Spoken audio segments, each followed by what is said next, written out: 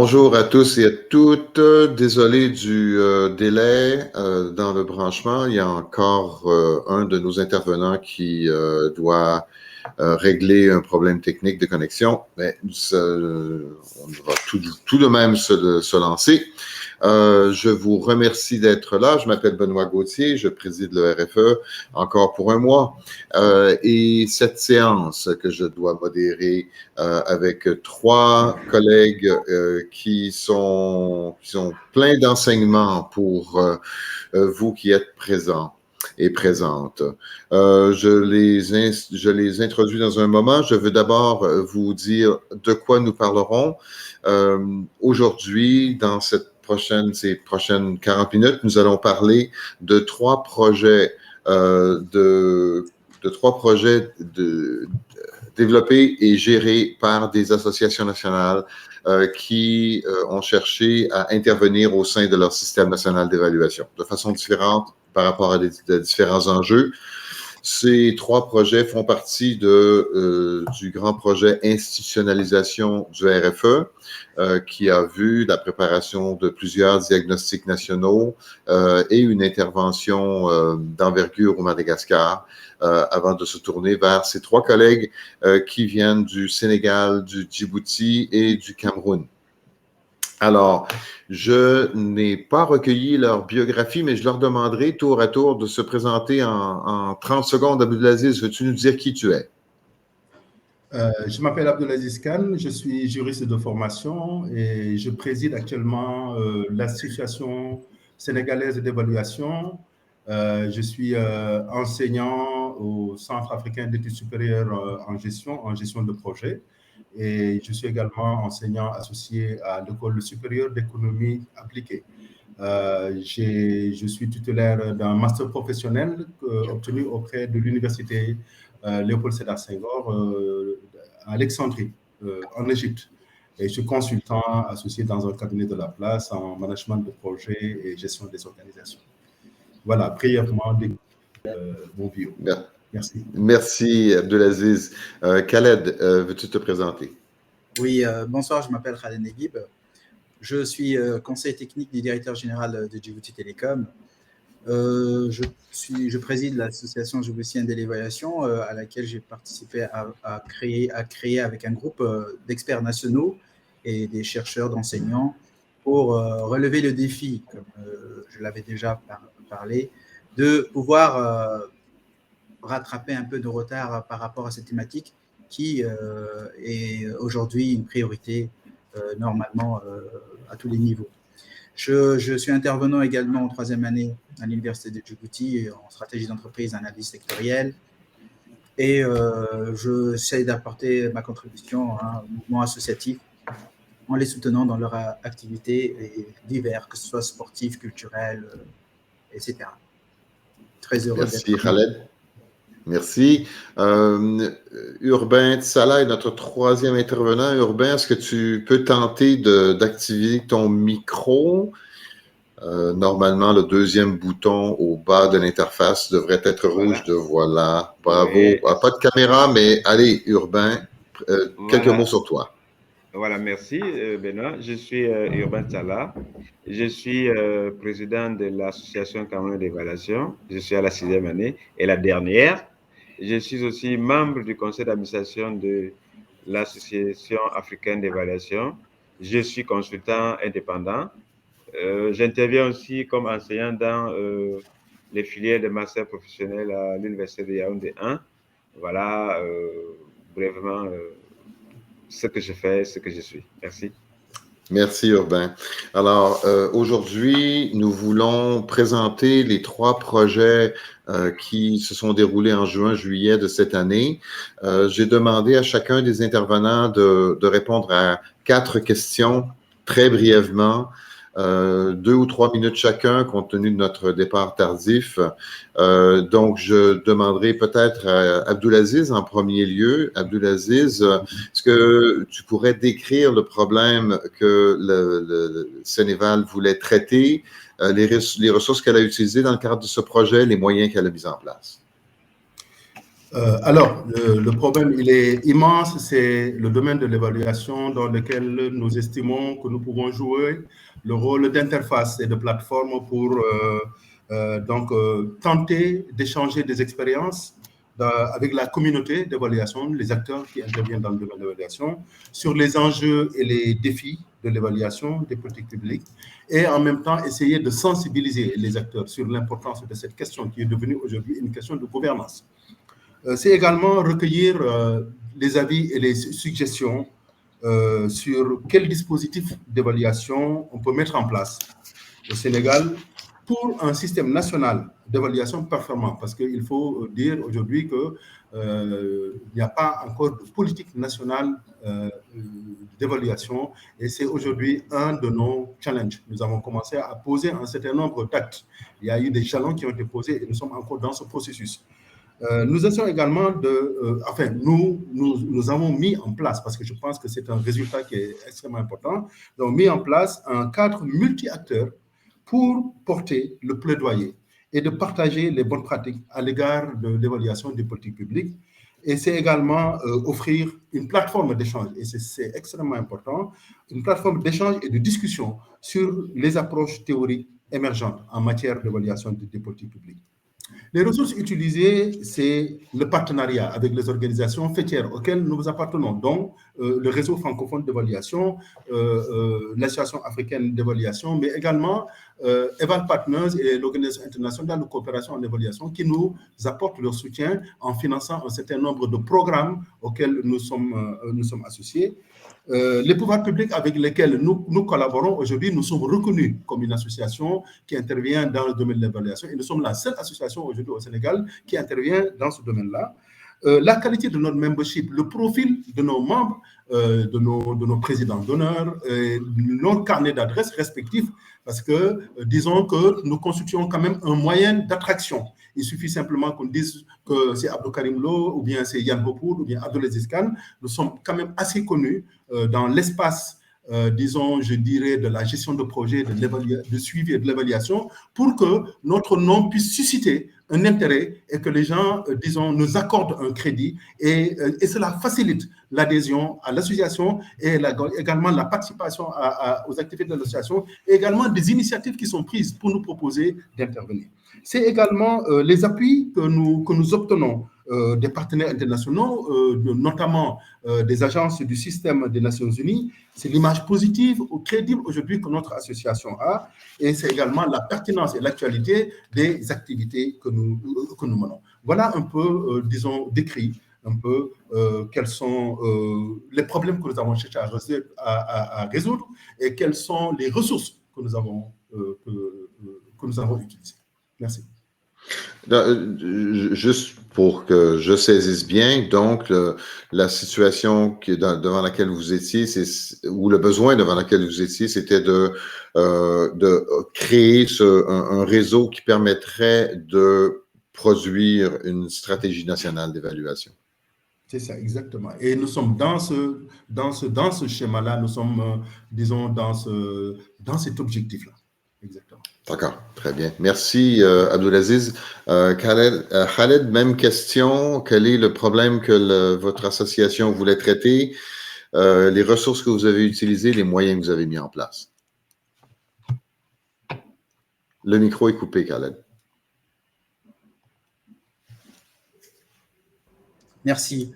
Nous, donc, on a sollicité les RFE pour nous appuyer à organiser lors de la semaine mondiale de l'évaluation, les 3 journées qu'on a organisées avec l'appui des partenaires et institutions publiques, en participant à à le panel, parce qu'il fallait avoir le raccord, ce n'était pas évident, pour aborder pour la première fois depuis un certain temps des sujets, des thématiques donc, qui portent la première journée sur les notions introductives de l'évaluation. La deuxième, c'était sur un aperçu de l'évaluation dans les secteurs sociaux. Et la troisième, c'est partager l'expérience en matière d'évaluation.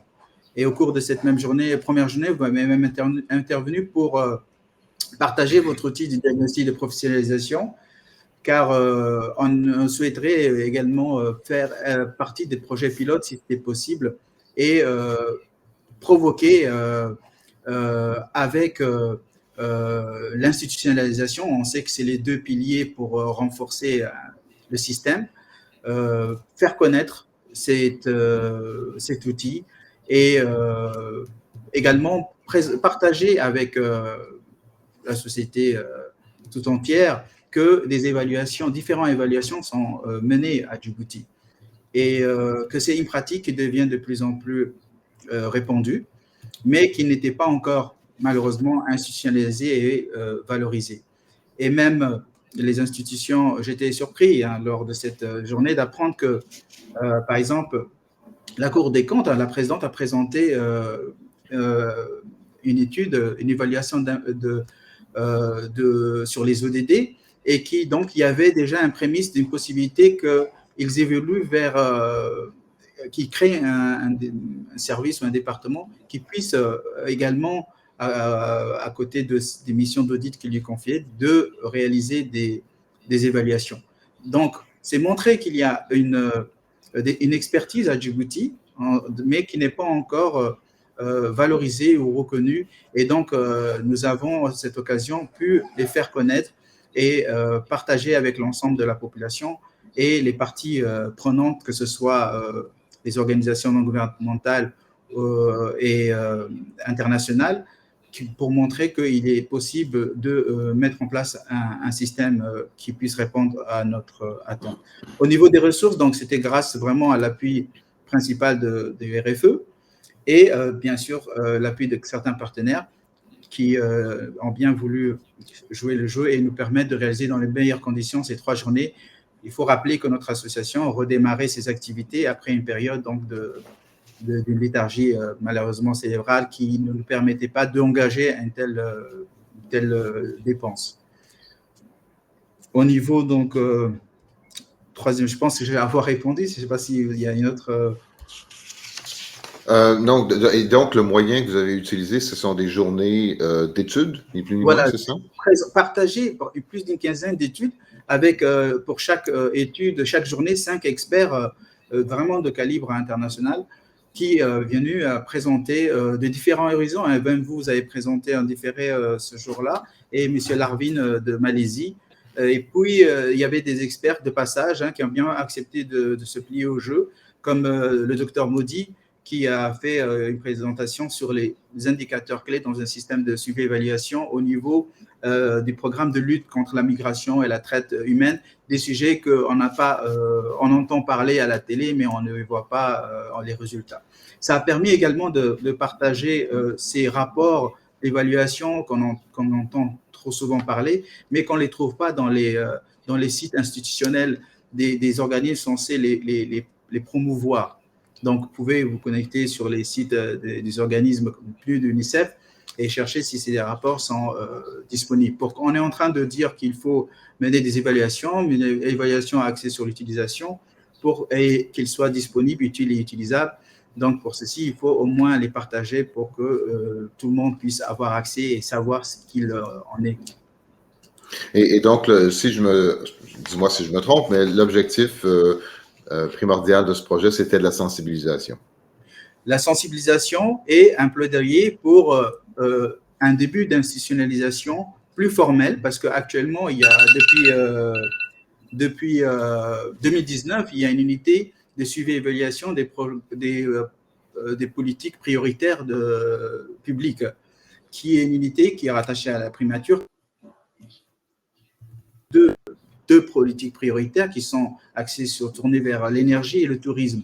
Donc, peut-être qu'en renforçant un peu plus leur activité, ils pourront s'orienter vers les différents autres programmes plus importants, impactants au niveau du développement, bien sûr. Merci. Et Urbain, tu nous parles du Cameroun.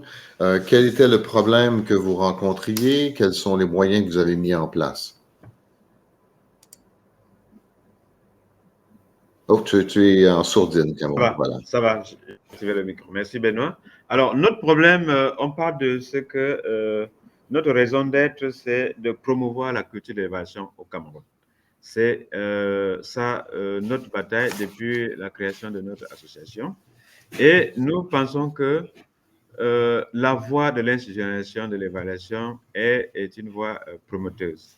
Une institutionnalisation de l'évaluation formelle, et parce que formelle et informelle. Informelle parce que la pratique de l'évaluation à cours, même si cela, elle n'est pas réglementée, ça peut porter. Donc, nous avons pensé que, puisque au niveau central, c'est compliqué, c'est hermétique, c'est un adage. Hein, chez nous, on dit, si tu ne peux pas entrer par la grande porte, tu peux entrer par la fenêtre s'il y a un incendie. Alors, nous nous sommes dit, il y a la décentralisation qui a cours au Cameroun, qui a des avancées, qui est d'un abord facile. Nous avons dit, si on commence à notre plaidoyer au niveau décentralisé, au niveau des acteurs de la décentralisation, peut-être que la mayonnaise, si elle prend au niveau de la base, elle peut susciter des choses au sommet. C'est dans ce sens que nous avons réuni autour de nous des acteurs de la décentralisation pour leur parler de l'évaluation des politiques locales, des politiques économiques locales. Et cela s'est fait autour d'un atelier de 3 jours dans une ville du sud qu'on appelle Ebolova. Alors, quelles sont les ressources que nous avons utilisées? Nous avons bénéficié, il faut le dire, d'un financement de RFE avec Madagascar. Il y avait Madagascar, il y avait le Niger, il y avait le Cameroun. C'est ce financement qui nous a permis d'organiser cette activité. Voilà, je ne sais pas si... Je crois que ça va. Je peux me limiter jusque-là. Merci. Oui, et donc, l'objectif, c'en était un de promotion de l'évaluation. Oui.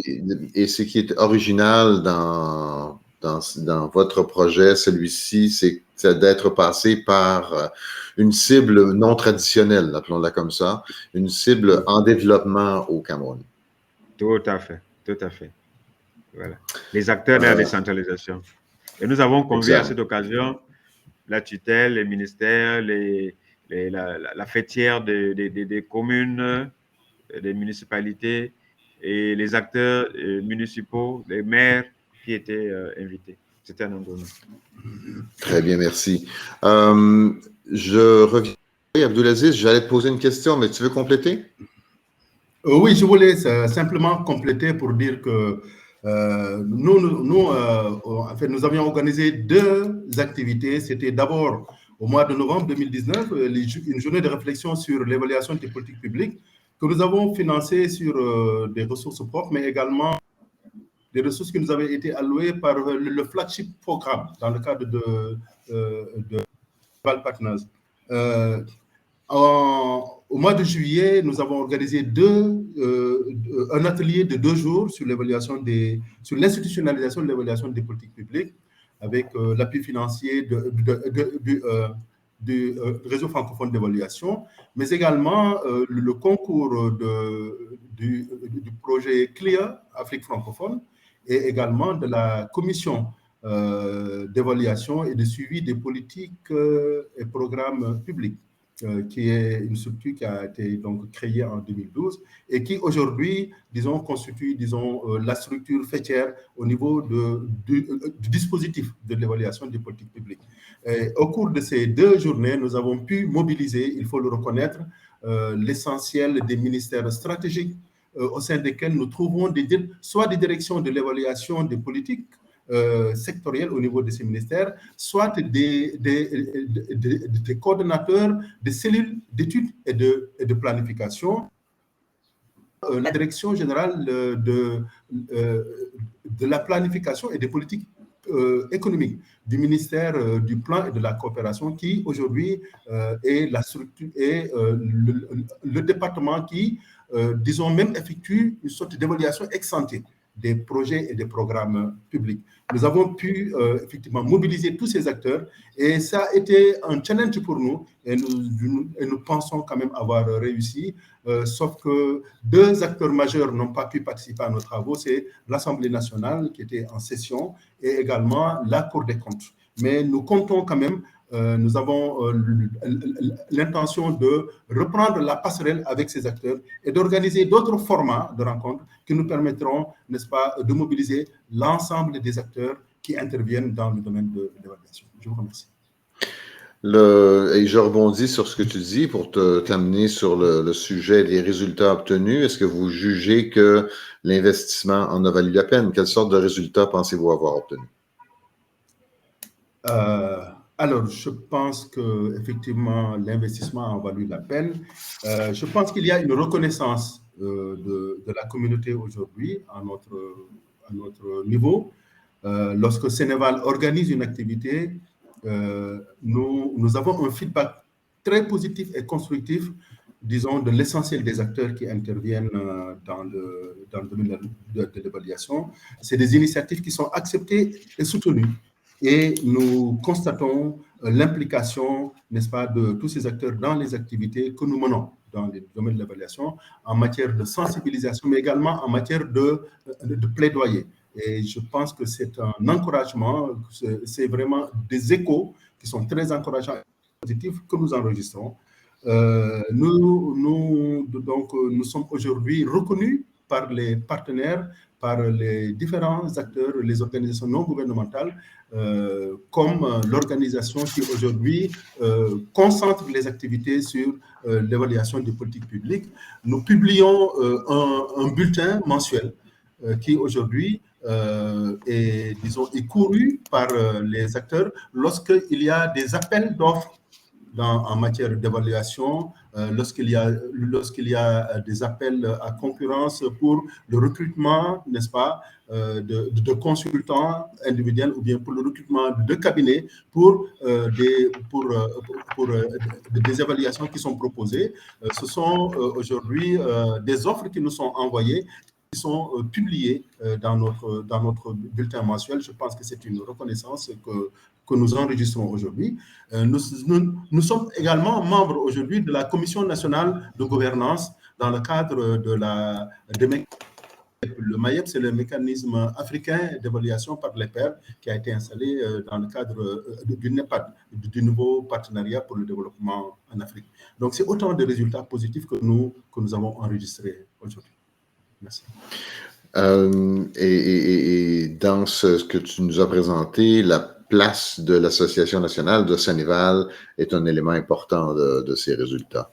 Khaled, est-ce que vous avez déjà enregistré des résultats de vos actions de l'été passé? Le micro, Khaled?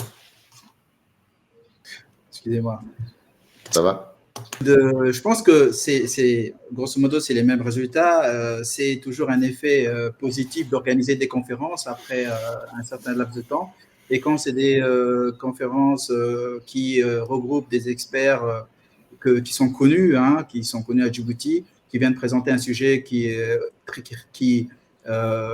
vraiment accroché la plupart des responsables, on a eu des feedbacks aussi pour que nous soutenir, continuer à œuvrer dans ce sens parce que c'était un défi. Et nous avons également été approchés par les organismes des Nations Unies comme l'UNICEF et le PNUD qui nous ont sollicité pour le programme national de développement pour lesquels, avec les ODD, pour lesquels on serait amené à les appuyer dans la vulgarisation des indicateurs et assurer un suivi et évaluation notamment en tant que membre de la société civile. Donc, j'espère que ça sera prochainement et on attend toujours. Et bien sûr, ils sont au courant des difficultés que nous avons et nous espérons qu'ils nous appuieront. Et j'étais très heureux de suivre les autres conférences parce que j'ai appris que en fait, il y a déjà une directive des Nations Unies pour soutenir à l'émergence d'un système national d'évaluation avec un appui auprès des acteurs de développement. Donc, j'espère qu'il y aura une plus grande implication par rapport à ce qui s'est passé au cours de ces 5 à 6 années, parce que nous avons été créés en 2016 et jusqu'à présent, on est un peu tributaire des promesses qui nous sont faites. Mais de mon côté, je continue à s'appuyer sur les quelques quelques partenaires pour continuer à réaliser nos conférences, puisqu'on a commencé un cycle qui devait être financé, mais qu'on l'a réalisé par notre propre initiative et avec les partenaires qu'ils ont soutenus, et qu'ils n'étaient pas avec l'envergure qu'on souhaitait. Et donc, c'est des cycles pour encore continuer à sensibiliser sur la problématique de l'évaluation. Et j'espère qu'on pourra également soutenir à l'émergence d'une masse critique d'évaluateurs, puisqu'il faut rappeler qu'en 2017, il y a eu un buffet délocalisé où plus de 60 personnes ont bénéficié, des cadres supérieurs des administrations, ont bénéficié d'une formation en programme international de perfectionnement en évaluation de développement. Et j'étais en cours de négociation avec l'ENA pour qu'ils puissent suivre les 3 modules de spécialisation afin d'avoir un certificat universitaire en spécialité d'évaluation. Ça permettrait de les valoriser et de remettre à niveau un peu leurs connaissances et de nous permettre également de renforcer la masse critique des évaluateurs. Donc, c'est des initiatives que nous continuons à mener malgré des promesses, encore une fois, il faut les rappeler, parce que c'est des éléments qui n'ont pas été évoqués lors de ces entretiens. Bon, pour des raisons, j'essaie de tempérer également, sinon on pensera à autre chose. Mais nous sommes actuellement sur une bonne lancée et nous continuerons donc à essayer de convaincre des plaidoyers pour qu'il y ait un diagnostic national de l'évaluation. Et là aussi, nous avons bénéficié de vos conseils et surtout de professeur Madame Katia, qui est connectée, je suppose, et je la remercie. Et nous avons travaillé sur son diagnostic que nous avons partagé avec quelques bailleurs et nous sommes à leur disposition pour le mener auprès des différents parties prenantes. Car c'est un diagnostic national qu'il faut élaborer pour pouvoir mener et orienter les différentes actions à venir. Et j'espère qu'on pourra le faire également c'est tous les vœux que je souhaite pour l'année prochaine. Merci, Khaled. Alors, Urbain, je ne sais pas si tu gardes un œil sur le clavardage, mais tu as un collègue, deux collègues en fait, qui laissent des messages. Mais je te demande à toi, au Cameroun, quels résultats pensez-vous avoir obtenus de ces journées de concertation que vous avez organisées? Voilà, je vais parler des résultats, mais permettez-moi de partir d'un peu très loin. Il vous souvient qu'en 2014, la KDA a organisé la conférence africaine d'évaluation. Il n'y avait aucun représentant du gouvernement. Il n'y avait aucun représentant du Parlement.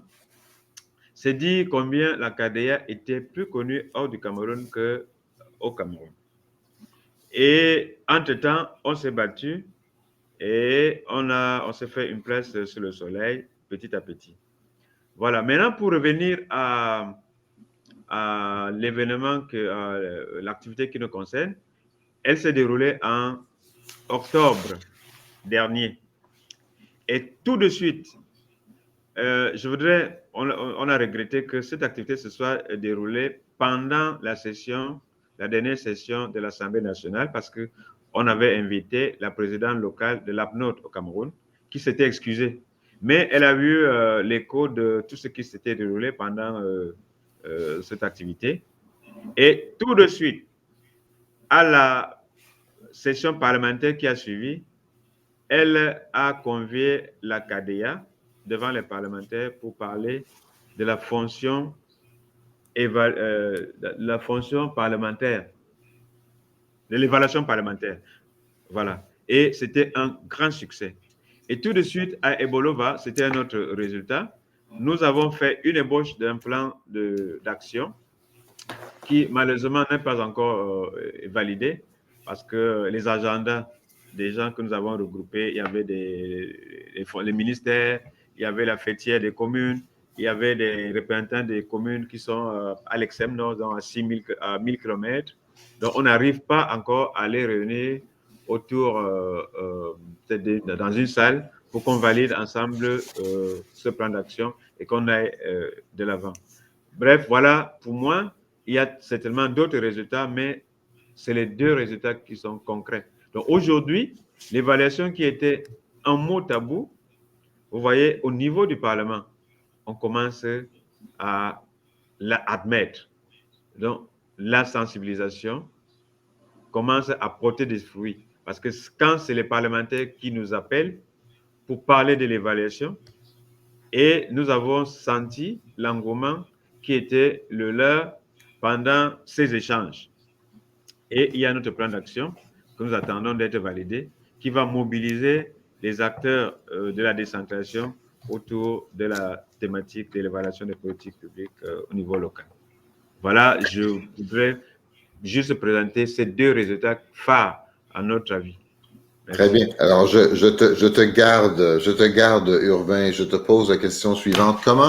Comment avez-vous réussi à amener autour de la même table des acteurs satellites à la préoccupation d'évaluation, mais qui ne sentent peut-être pas leur rôle, ne savent peut-être pas quel est leur rôle par rapport à l'évaluation, et que vous voulez amener dans cette orbite évaluative, que vous voulez mettre autour de la même table? Comment les amenez-vous à cette table? Quels sont les facteurs qui font en sorte que vous avez ce succès?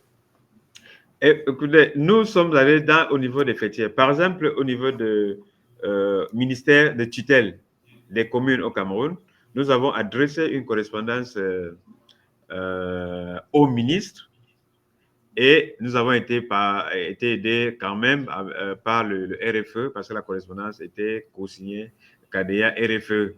Et le ministre a consenti et nous a délégué une équipe qui est venue.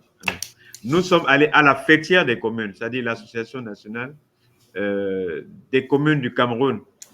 Donc, en fait, la stratégie, c'était d'aller au sommet, à tous les coups, d'aller au sommet et de convaincre. Ce n'était pas facile, ce n'était pas une tâche du tout facile. Par contre, au niveau des communes, c'était relativement facile d'avoir un entretien avec le maire, de lui parler de ce que c'est que l'évaluation, de le convier, de le convaincre de venir. Mais la grande difficulté, c'était au niveau du Parlement. Et au niveau du Parlement, nous avons fait jouer notre carnet d'adresse. Et là, je voudrais tirer un coup de chapeau au président Thierry, qui a touché la présidente locale d'Apnot, qui a été favorable.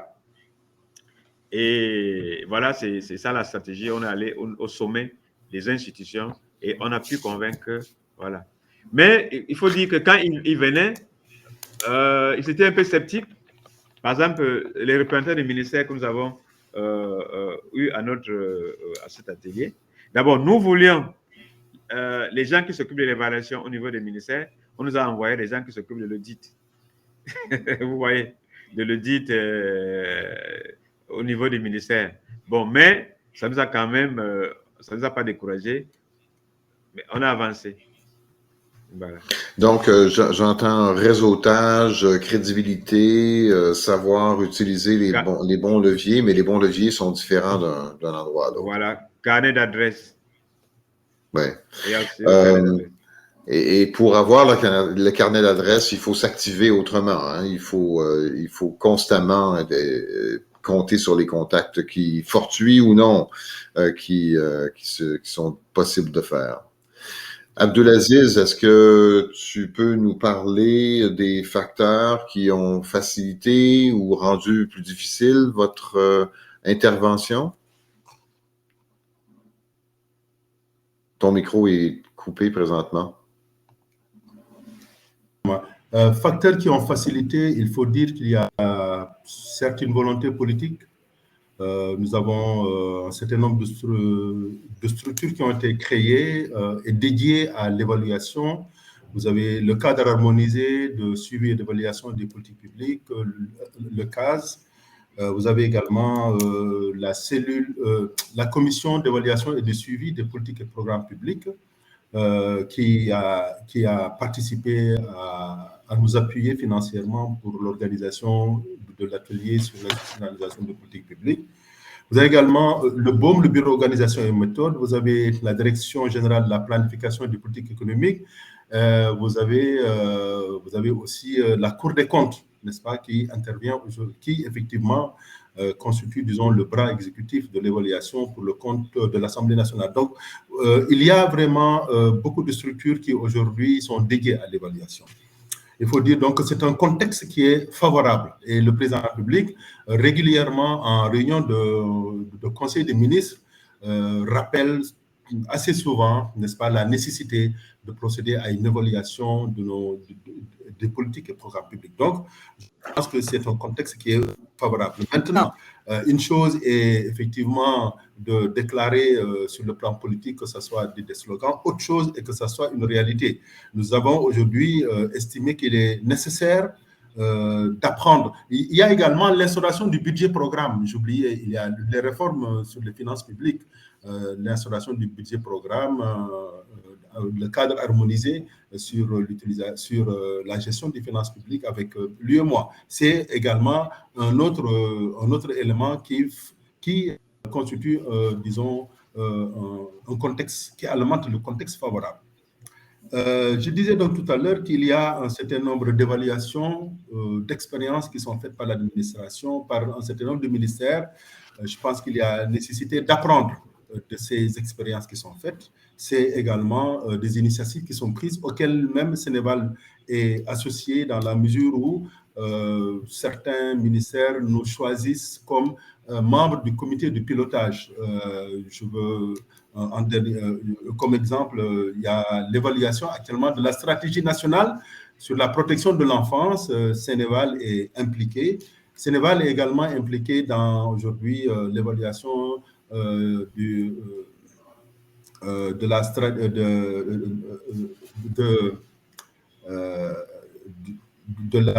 la CMU, n'est-ce pas, de la couverture maladie universelle, mais également des bourses familiales qui aujourd'hui également font partie un peu des activités du ministère du développement communautaire, de l'équité sociale et territoriale. Donc, nous sommes impliqués dans ces activités. On peut dire que ce sont des facteurs facilitants. Cependant, nous estimons qu'il y a un manque d'harmonisation des structures qui sont dédiées à l'évaluation et, disons, un certain égo sur lequel il faudrait certainement compter dans la mesure où nous continuons à nous battre pour que toutes les structures dédiées à l'évaluation puissent s'asseoir autour d'une même table et de parler et de voir dans quelle mesure on pourrait, disons, susciter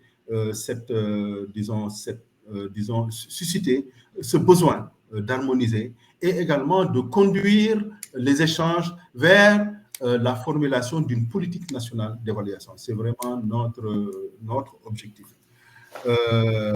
Donc, cette nécessité d'harmonisation des structures, elle est extrêmement importante parce qu'elle va, disons, aller dans le sens d'une meilleure cohérence et d'une meilleure structuration de l'intervention de l'État dans le domaine de l'évaluation.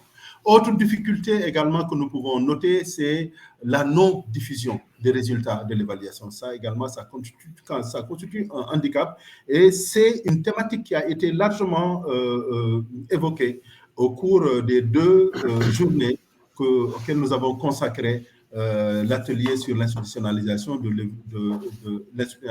l'évaluation des politiques publiques. Donc voilà un peu les facteurs facilitants et les difficultés que nous avons rencontrées.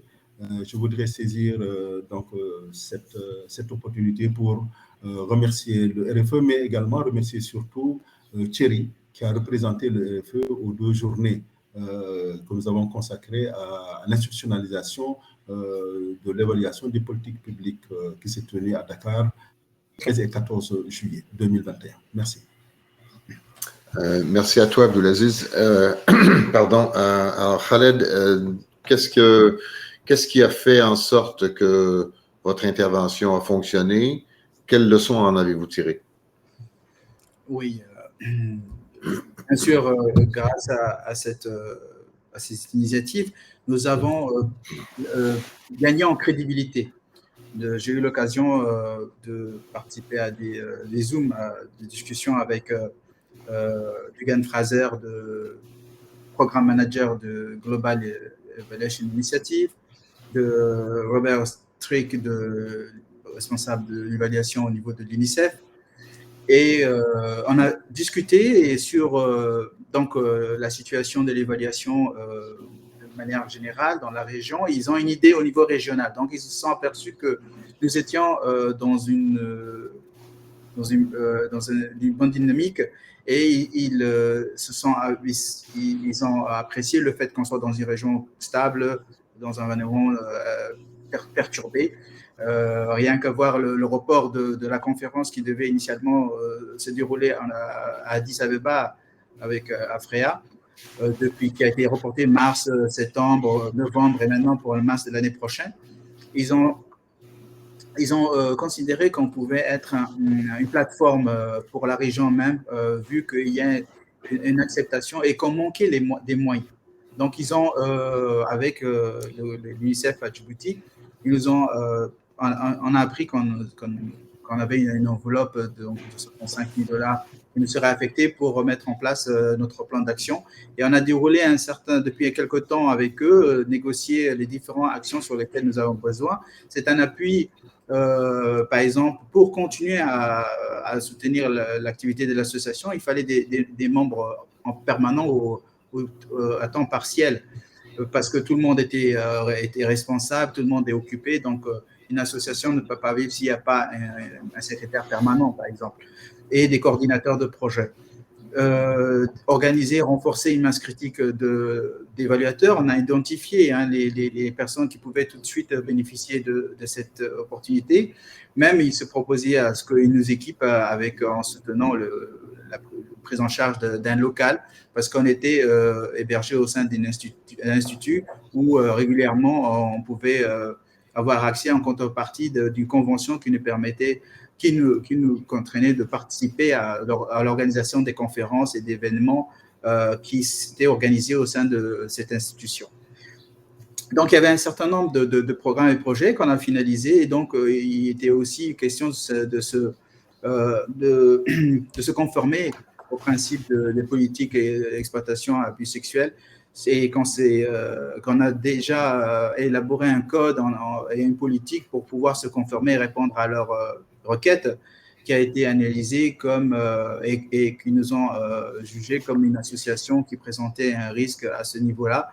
Et c'est là que j'ai dit, mais est-ce que vous voulez supprimer le projet Et là, ils m'ont dit que c'était pas contraignant, qu'ils allaient mettre en application le partenariat qu'ils avaient promis.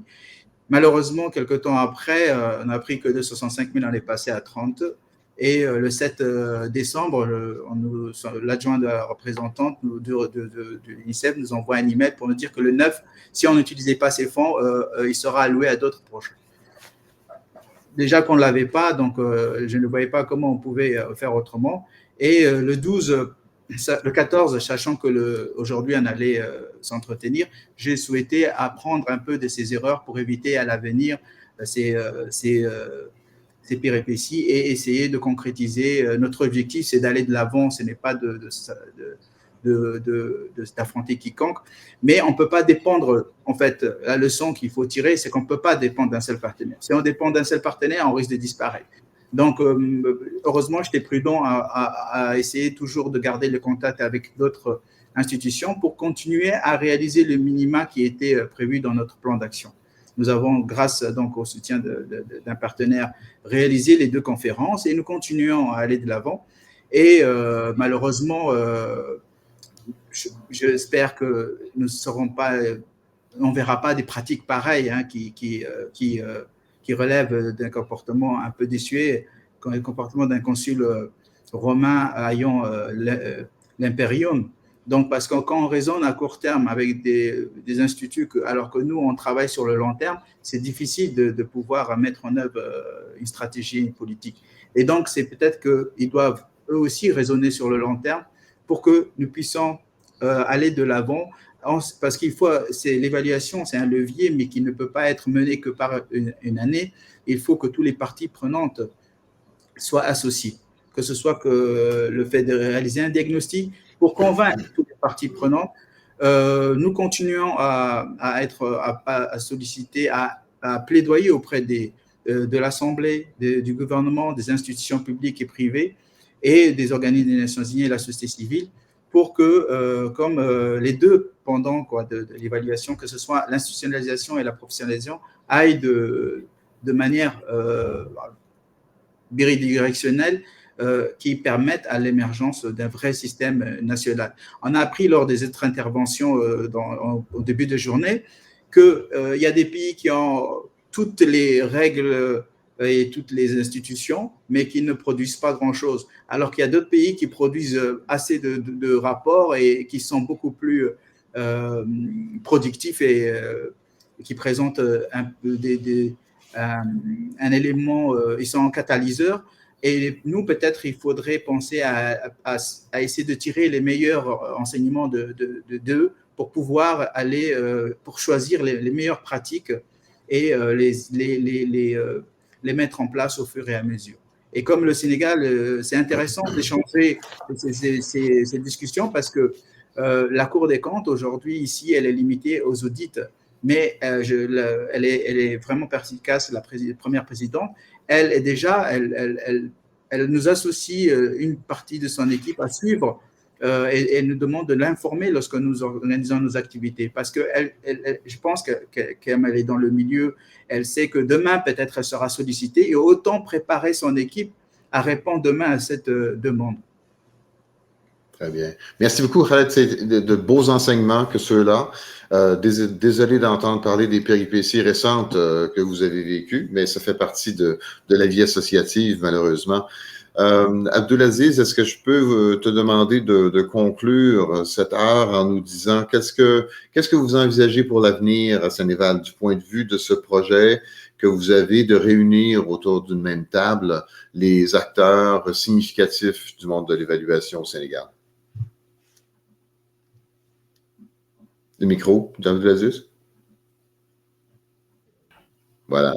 Essentiellement de tirer les enseignements des deux rencontres que nous avons organisées, l'une en 2019 et surtout la plus récente en juillet 2021. Je pense que nous sommes, d'ailleurs, vous allez recevoir bientôt le rapport final. Il tarde à sortir parce que nous l'avons partagé avec un certain nombre d'acteurs ici. Donc, c'est vraiment de faire en sorte que l'on puisse continuer encore à mobiliser les différents acteurs et à réunir en fait, les conclusions et les recommandations de cet atelier. Nous avons l'intention de mettre en place un groupe de travail ad hoc qui sera composé d'un certain nombre de personnes ressources que nous aurons cooptées et que nous permettront de tirer les enseignements et de voir dans quelle mesure on peut mettre en œuvre les recommandations qui sont issues de cet atelier et de continuer à faire notre travail parce que c'est un plaidoyer, nous sommes en apprentissage et il y a fort à faire sur donc, ce travail qui consistera à convaincre les acteurs institutionnels sur la nécessité d'orienter nos efforts vers une politique nationale d'évaluation. Je pense que c'est essentiellement ce travail. Donc, l'atelier que nous avons organisé au mois de juillet, c'était vraiment un jalon supplémentaire dans ce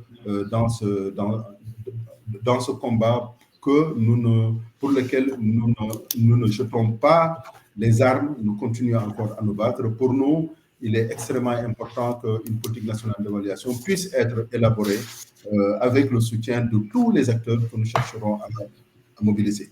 C'est donc de convaincre ces parties prenantes, n'est-ce pas, de la nécessité de formuler cette politique nationale d'évaluation. Et il est extrêmement important qu'ils jouent le jeu. Malheureusement, nous avons un contexte, et c'est toujours le contexte politique qui constitue un frein pour, disons, pour des questions de calendrier, mobiliser tous les acteurs. Mais je pense que nous trouverons peut-être un moment favorable pour que nous puissions être entendus. En tout état de cause, nous avons une crédibilité qui est certaine et nous avons disons, une image positive et constructive. Et nous sentons que chaque fois que nous faisons appel à nos partenaires, ils réagissent de manière positive. C'est des questions de calendrier, mais nous ne baissons pas le bras, nous continuons encore à nous battre pour cela. Donc, faire en sorte que ce discours soit entendu en termes de plaidoyer. C'est ce que nous cherchons à faire. Merci beaucoup, Abdulaziz. Urbain, tu es de retour. Est-ce que tu peux... Je suis de retour. Est-ce que tu veux nous dire en 2 minutes, est-ce que tu veux nous dire qu'est-ce que vous envisagez pour la suite à l'Acadéa? Voilà. Alors, ce que nous envisageons, c'est que nous n'avons pas voulu organiser un atelier pour un atelier. Donc, l'atelier qui devait jeter les bases, le pont pour l'installation des politiques publiques, en tout cas, tout au moins pour promouvoir, pour sensibiliser, a été sanctionné par un plan d'action qui n'a pas encore été validé aujourd'hui.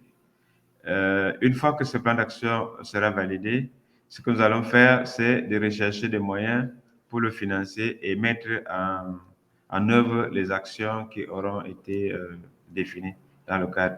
Et nous pensons que sur cette voie, nous allons mieux promouvoir l'évaluation des politiques publiques au Cameroun. Merci. Donc, encore beaucoup de travail devant vous. Je veux remercier nos 3 intervenants, Khaled, Abdulaziz, Urbain, pour la qualité de leurs propos, pour la profondeur de leur analyse et pour leur implication dans leurs associations nationales, bien sûr, mais dans leurs réseaux nationaux d'évaluation et dans ce qui est en développement, dans des systèmes nationaux d'évaluation en développement. Je vous remercie énormément et pour votre participation et pour votre implication.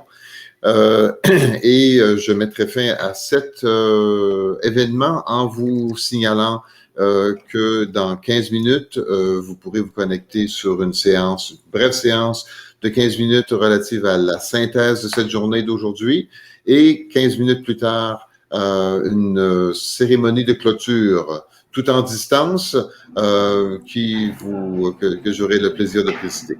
Je vous remercie encore et je vous dis à tout de suite. Merci. Merci, Benoît.